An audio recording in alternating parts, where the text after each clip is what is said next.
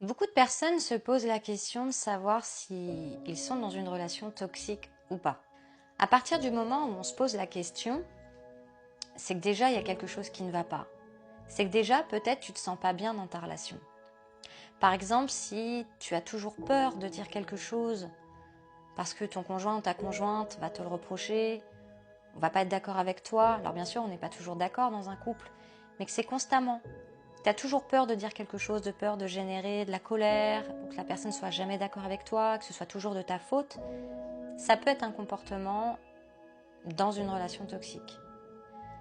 Si quelqu'un essaye toujours de te contrôler, essaye de te façonner à son image, que tu n'es jamais bien pour cette personne, c'est qu'elle t'apprécie pas à ta juste valeur. Donc, ça peut être un signe aussi de toxicité dans un couple.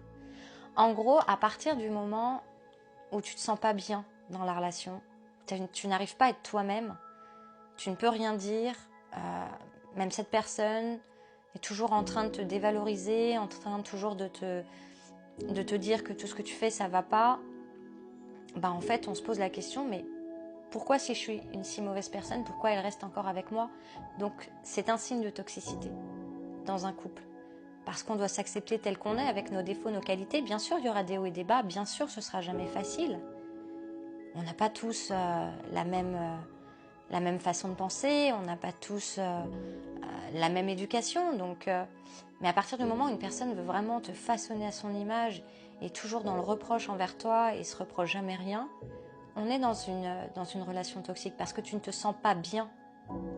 Et attention, une relation toxique, ça ne veut pas toujours dire que les personnes sont des pervers narcissiques ou des manipulateurs.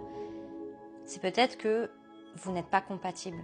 Et du coup, il n'y a pas de constance dans ce couple. Et donc, ça peut être une relation toxique.